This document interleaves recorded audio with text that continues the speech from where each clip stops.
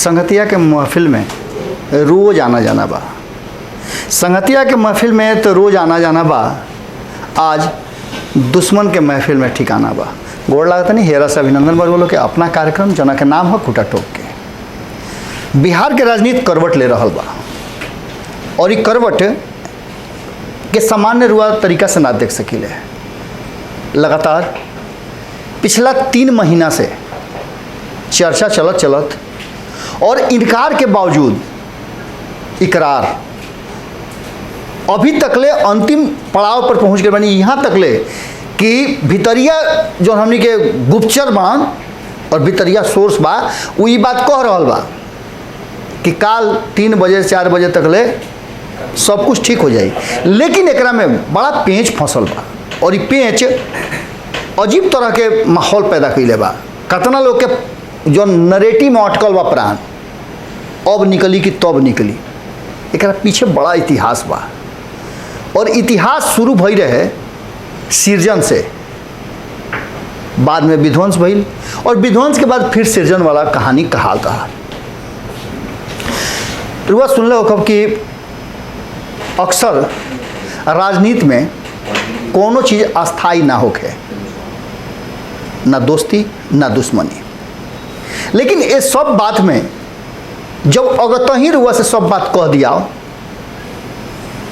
तो रुआ का कहब, जना घड़ी सुनब तना घड़ी तो रुआ खिसिएबे करब कि कहाँ से अनेरिया बात खुले आके रख देता रह लोग। बाकी जब साँझ हो जाई तो रुआ गलानी, लेकिन गलानी मत करी। रुआ है बात खातिर ठोक बजा के अभी समझ जाई, रुआ समझे के पड़ी कि जौन भारत लाइव रुआ भी खबर या विश्लेषण के माध्यम से जौन बिहार के राजनीति के पर्चा पर्चा छटका के एक जगह जोड़ के रुआ के पूरा दिखावेला तो न भरोसा के काबिल हो गई बा। एक तरफ नीतीश कुमार और उपेंद्र कुशवाहा दूगो बिछड़ल भाई के मिलन हो रहा बा। ये बिछड़न और मिलन के बीच में का भइल ये सारा बात रुआ जानता नहीं, वो कहे के जरूरत नहीं है। बाकी ये बिछड़न और मिलन से जो इन फिर से मिलन हो रहा बा, एकरा में बहुत सारा ऐसा बात बा, बहुत सारा ऐसा पेंच बा जो रुआ अपना व्यक्तिगत जीवन से समझे के पड़िया। जब जोड़ब तो रुआ मन में कई तरह के बात आई। अक्सर रुआ देख लो कब कि जब रुआ हित नाता से गोतिया पट्टार से मिले जाइले तो कुछ ना कुछ संदेश लेके जाइले। सबसे बड़ बात बा कि उपेंद्र कुशवाहा का संदेश लेके जाता रहे भैया से मिले खातिर, जबकि 3 महीना पहले ही ये कहत रहन कि भैया ना हमरा के रुआ लोग गद्दी दे दी। उपेंद्र कुशवाहा जब ये बात कहत तराना सोचत तराना तो रुआ नीतीश कुमार पर जाई कि काल तकले वो फुटली आँख ना सोहा तले हा, आज कैसे सोहाए लगले। इहो एगो बड़का कारण बा।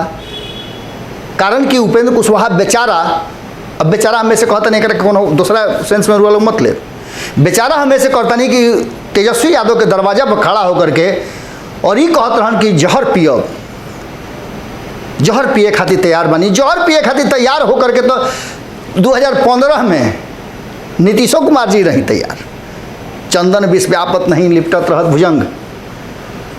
परिणाम का भइल 2015 में सौंसे वोट अटिया लेनी, लालू प्रसाद के संगे जोड़ के कांग्रेस के संगे जुड़ करके अब भारतीय जनता पार्टी के खदेड़ देनी। लेकिन चंदन और विष के जो संबंध रहे उस संबंध में कहाँ रुआ टिक पौनी। रुआ तो फिर से विष छोड़ करके या चंदन बने से पहले ही रुआ दूसरा जगह चल गई नहीं और ये राजनीति में होत रहेला। एक खातिर रुआ कोनो बुरा भला मत कहीं, कारण कि आम जनता के सिर्फ अतने राजनीतिक लोग समझेला कि एक दिन के महाराजा हैं रुआ और एहिजे जाकर के घात हो जाला। अब उपेंद्र कुशवाहा जौन भेंट करे जा रहल बा, जौन मिले जा रहल बा, विलय के बात कही जाता, एकरा में तनी मनी 2015 के कहानी रुआ दोहरा दी। कारण कि 2015 से लेकर के 2021 के बीच में आज जहां हमने खड़ा बन जा, काल जब विलय हो जाई तहाँ तक ले कुछ ऐसा चीज़ बा जौन कि अब असहज होके रहल बा, बहुत लोग के असहज होके जा रहल बा। अब भारतीय जनता पार्टी के बात के दुख होत होई कि नीतीश कुमार के विधानसभा चुनाव के समय में सीट शेयरिंग के फॉर्मूला में काहे बात मनलस। अगर बात ना मान ले रही तो खेला दूसरे हो जाई थे। लेकिन एक बात इहो याद आ जाता कि 2015 में तो नीतीश कुमार ना रहन, ये कुल लोग संगे रहे तो मुँह खेला गड़बड़ा गई। वो तो नीतीश कुमार ने सत्ता में ले अले, अब क्यों नीतीश कुमार सत्ता में लेके अले। इस सारा बात के बीच में दू खेमा हो गई बा। रुआ लोग पहले बतौले रही कि जौन लड़ाई भारतीय जनता पार्टी नीतीश कुमार के अलगा कह के दूध के माछी के तरह निकाल के अलगे रख के अपने वो लड़ल चाहत रहे आरजेडी के साथ और तेजस्वी यादव के साथ, वो लड़ाई में नीतीश कुमार जो उनकी विलोपित होत रहन अचानक से भक्त से अंजोरिया कर दिले और भारतीय जनता पार्टी के बहरी करे खातिर पूरा कार्यक्रम रच दिले, पूरा नीति रच दिले। लेकिन एकरा में खेला और गड़बड़ाए रहल बा।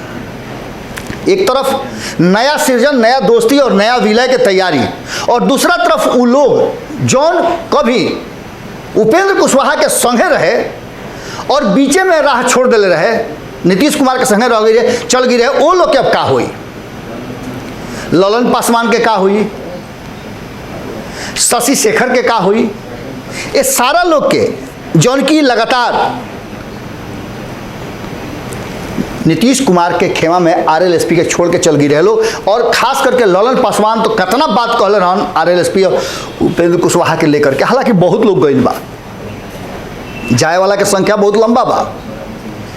आज भी विलय से ठीक पहले कई बार टूटल एगो खेमा जाकर के आरजेडी में मिल गई, जौन की कहल जाता है उपेंद्र कुशवाहा के बहुत करीबी, मधुबंजरी से लेकर के और लोग जे अलग जाए के तैयारी में बा और चल गई, वो सारा लोग बहुत करीबी कहल जाता है उपेंद्र कुशवाहा के। और खास करके लौकुश समीकरण के, कुशवाहा समीकरण के और कुशवाहा समाज के धरहरिया कहात रहे लोग, वो सारा लोग आज उपेंद्र कुशवाहा से खिसियाइल बा। लेकिन ये पूरा खेला में जैसे कि संपादक नमन मिश्रा जी रुआ लोग के बताइले कि कई हाली टूटले, कई हाली बिखरले। रुआ लोग के याद होगी कि 2019 के चुनाव से ठीक पहले माधव आनंद के लेकर के पार्टी में कितना विद्रोह हो रहे। आज वह माधव आनंद ये विलय और ये भाई भाई के जोड़े में बिना कोनो स्वार्थ के खेला रच दिले।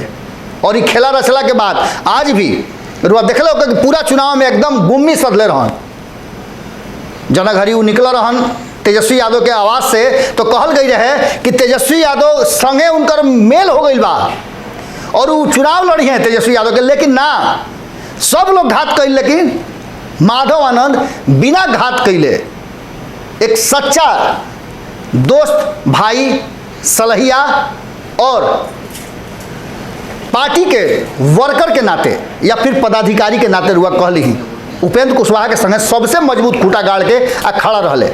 लाख उनका पौगार आई, कहल गई कि 9 करोड़ रुपया दिले, 10 करोड़ रुपया दिले, हई कैले हौ कैले, लेकिन ना वो लोकसभा के चुनाव लड़ले, ना वो विधानसभा के चुनाव लड़ले, और ना कभी इस दिखावे कोशिश कैले कि पार्टी के सुप्रीमो उहे बारन। एकदम मुख्य रूप से अपन काम कर चल गईले। और आज जितना लोग उनका खिलाफ बोलले रहे, उस सारा लोग के मुंह पर ठेपी लाग गई बा। आज ललन पासवान का करत हुई है सोच के बैठ के अपना घरे, जबकि 2015 में आरएलएसपी के टिकट पर चुनाव लड़ करके जीत करके और वह जीत के लेकर के नीतीश कुमार के भीरी लेकर थाली में सजा के अपना संगे सुधांशु शेखर के भी लेकर के और संजीव श्याम जो उनकी एमएलसी एगो रहन उनको के लेकर के चल गई रहन ओकरा संगे, और काफ़ी लोग गई रहे। आज उनका कटले खून ना हो देह में कि जरा के छोड़ के नहीं जे देख भागा से मोरा आगा। आज वो लोग के स्थिति देखे लायक हुई।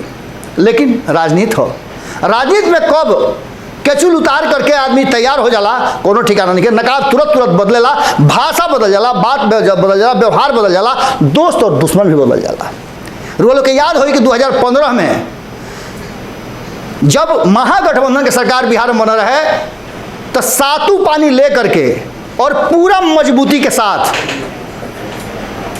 रुआ देखला हो कब कि बीजेपी के नेता लोग के जम करके गरियावत रहे लोग। हम भाषाई गाली के कहता नहीं, हम ऐसे गाली के नहीं कहत, राजनीतिक गाली गलौज बा, एक दूसरा पर आरोप प्रत्यारोप बा, तो नीरज कुमार जम करके करत रहन।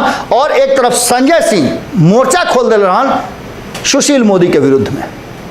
लेकिन जैसे 2017 में बदलल, सब कुछ बदल गई और जौन क्रिया कसम होने होते रहे वो क्रिया कसम बदल करके लालू और तेजस्वी यादव की तरफ घूम गई। आज एकरा साथ साथ कुछ और भी लोग बा जना के चिंता बढ़ गई हुई। उपेंद्र कुशवाहा के भले ही आई दिमाग हो, एक तरफ जहां भारतीय जनता पार्टी बात सिरे से खारिज कर दे रहा है कि उपेंद्र कुशवाहा कोनो सूरत में एनडीए के हिस्सा ना हुई हैं, अगर वो हुई हैं तो एलजेपी के चिराग पासवान काहे ना हुई हैं। नीतीश कुमार भीतरी से रास्ता खोज दिले। चूहा बिहार में बड़ा फेमस बाड़े और चूहा कहीं ना कहीं अपन एगो बिल बंद करो दूसर का बिल खोज ले। नीतीश कुमार जी वो सही राजनीति में एगो नया बिल खोज ले और विलय करवा के उपेंद्र कुशवाहा के एनडीए के हिस्सा तो बनवा ही ले। अब भारतीय जनता पार्टी के पास कोई रास्ता नहीं के। हाँ, चिराग पासवान के और बाकी लोग खातिर विकल्प खुल गई बा कि वो चाहता अपन विलय करके भारतीय जनता पार्टी में वो एनडीए के हिस्सा हो सकेले। अभी देखिए कितना बड़का खेला या रचा गई। ये सब खेला में सबसे ज़्यादा कमजोर और सबसे ज़्यादा ना होला कि मैंने आपन हारल, अब आगे ना बोलो आपन हारल केकरा से कहीं। सबसे ज़्यादा स्थिति में कहीं ना कहीं जीतन राम मांझी चुपचाप टिकवत हुई हैं कि आह दादा ई का हो गई। नीतीश कुमार के सबसे मजबूत कड़ी बन करके हम सामने आई रही, धरहरिया बन रही। अब तो उनका सही हो गई ले उपेंद्र कुशवाहा, तो उनकर वैल्यू बढ़ गई। निश्चित रूप से उनकर वैल्यू बढ़ला के बाद कहीं ना कहीं जीतन राम मांझी के वैल्यू कम हुई। अब उनको यह चिंता होखे लागल। एक संगे संगे और भी बहुत सारा लोग बा जौन की लगातार उपेंद्र कुशवाहा के संगे रह करके उनका संगे घात कैले रहे। आज वो लोग कहीं ना कहीं नीतीश कुमार के संगे रहल हा, उस सब लोग के पावर और बाकी जितना भी चीज़ बा वो सब कमज़ोर पड़ल हुई। और फिर से अगर रुआ समझ ली कि गवर्निंग बॉडी में उपेंद्र कुशवाहा रही हैं तो वो लोग की स्थिति का हुई। राजनीति में कब बढ़िया कब खराब होला, भर मांगे सेनू ना तो फट देनी। एकदम इहे खेला रचा गई बा। और ये खेला रच के नीतीश कुमार जी जहाँ एक तरफ भारतीय जनता पार्टी के काट पैदा कैले बारे और आगे के रणनीति रुआ याद हुई कि संपादक नमन मिश्रा जी बार बार बात कहत रही और वो बात अब धीरे धीरे जगह धले बा, स्टेशन पर पहुँचे वाला बा। खाली जून आ जुलाई में लौकुश के एक बड़ा मीटिंग और ओकरा में नीतीश कुमार के देश के प्रतिनिधित्व करे खातिर नाम आगे करना, इस सोच कहीं ना कहीं वही दिशा में सब कुछ जा रहा बा। ये बीच में रुआ कई हाली सोचले हो कब और सुनले भी हो कब कि बिहार में तैयारी जदयू जो कर रहा बा वो यह बात के कर रहा बा कि अब बिहार खातिर हमरा सोचे के बा। और बिहार खातिर सोचेंगे तब हुई जब जदयू के पूरी तरह से बहुमत मिली, यानी कि एगो चुनाव के तरफ भी घंटी टंटना रहा बा। और एक तैयारी सबके लगभग करता, जहाँ एक तरफ भारतीय जनता पार्टी और आरजेडी, कारण कि यह दोनों के दूगो ध्रुव बारे। जैसे चुंबक होला नू, चुंबक एक दूसरा के लोहा के घींचेला, बाकी चुंबक में चुंबक सटाई तो एक दूसरा के ठेलेला। आरजेडी और बीजेपी दोनों एक ना हुई, ये बात अब कहीं ना कहीं बैठ गई बा नीतीश कुमार के दिमाग में। और अगर सरकार बनावे के जरूरत महसूस हुई, अगर समर्थन लेवे के जरूरत हुई, तो भारतीय जनता पार्टी के हटावे खातिर समर्थन आरजेडी से मिल सकेला। रुआ लोग के भोरे भोर में बतौले रही समीकरण कि कैसे सबसे बड़ पार्टी होके के तरफ बढ़ रहा बा नीतीश कुमार। अगर 43 सीट पर उनका संग है, बाकी के समीकरण जुड़ जाता, यानी 19 गो, 43 के बाद 45 हो गए बाड़े। फिर से अगर वो लोग बताते हैं कि 43 के बाद 45 हो गए बाड़े, 19 गो कांग्रेस, 16 गो वाम दल, 5 गो AIMIM और 1 गो LJP, ये सब के जोड़ ली तो सबसे बड़ पार्टी, सबसे बड़ गठबंधन हो सकेले। तब लोग बुझ ली कि 70 के दशक से चलल बिहार के बदले और बिहार में परिवर्तन के जो नाई बा, या देश के बदले के जो नाई बा, ये नाई अभी तक ले खेवा रहा बा। एकर ओरिजिनल कहल जाओ तो पतवार ना मिलल, आ ना पतवार के नाव मिलल, ना नाव के नाविक मिलल। अब कुल के जुगाड़ हो रहा बा और ये जुगाड़ रुआ समझिए रहा बानी कि कौना दिशा में जा रहा बा।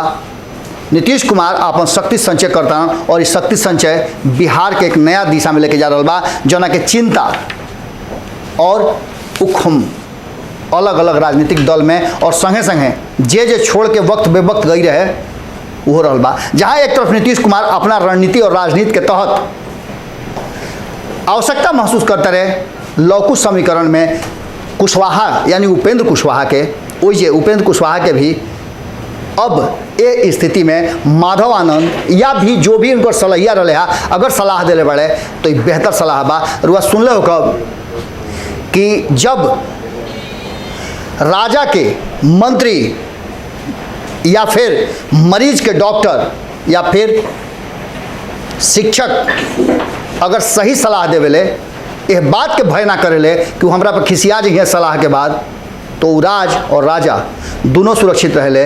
वो छात्र भी बेहतर करेले जौन मास्टर के छड़ी खाले और मरीज भी ठीक हो जाले जिनकर वैद्य उनका के सही सजेशन देवेले। आज वो स्थिति में आकर बिहार खड़ा हो गई बा, जौन में नीतीश कुमार कहीं ना कहीं टेंशन पैदा कर दिले बड़े भारतीय जनता पार्टी खाती, आरजेडी खाती, कांग्रेस खातिर और बाकी लोग खातिर नहीं खे, लेकिन दूगो जो मुख्य पार्टी बिहार में बा ओकरा खातिर टेंशन के कारण बा और संगे संगे टेंशन के कारण वह लोग के बा जो लोग कभी आरएलएसपी के छोड़ करके नीतीश कुमार या अन्य जगह गई रहा। आज एक बार फिर से पावर हाथ में आ गई बा उपेंद्र कुशवाहा के, और पावर हाथ में आओते रुआ समझते बानी कि इसका कुल हुई जुड़ा नहीं सब है। और देखत रही भारत लाइव, कारण कि रुआ लोग जानत नहीं कि भारत लाइव पर बहुत बेहतरीन ढंग से बिहार और बिहार के राजनीति के एक एक पुर्जा छटका के रुआ लोग भी देखावल जाला। आज जौना स्थिति में बिहार बा ओकरा में सबसे बढ़िया बात यह बा कि रउआ वोट देके अपन जिम्मेवारी के समाप्त मत करी, रुआ वो जिम्मेवारी के और नागरिकता के परिचय देते हुए सरकार पर दबिश और दबाव बनावत रही। रउआ मशरफ के काम होता कि नहीं के होत, यह बात पर ध्यान रखी। रुआ क्षेत्र में का हो रहा बा ओकरा पर ध्यान रखी। अगर रुआ पर ध्यान रखत नहीं कह सकत तो भारत लाइव पर कहीं, भारत लाइव पर लिखी और बात बड़ा प्लेटफॉर्म पर हमने रखे खातिर तैयार बनी जा। आज के खूंटा ठोक में एजे विराम देतनी, कल फिर रुआ लोग से भेंट हुई। अभी सिलसिला लगातार जारी रही, यात्रा जारी बा और बस रुआ लोग के सहयोग की जरूरत बा। यूपीआई नंबर पर रुआ सहयोग जारी रखी। गोड़ लागत नहीं। अगर ये वीडियो पसंद आई और वह बिहार के राजनीति और बिहारियत से सरोकार रखेनी तो सब्सक्राइब बटन दबा के चैनल के सब्सक्राइब कर ली। ओजे एगो घंटी बा, ओकरा बटन दबा देला से कुल सटीक और मारक खबर रुआ मुफ्त में मिल जाई। अगर रुआ पत्रकारिता के हमनी के नया प्रयोग में सहयोग कर चाहतानी तो ज्वाइन बटन दबा दी। पेटीएम नंबर नोट कर ली 9386816700। धन्यवाद।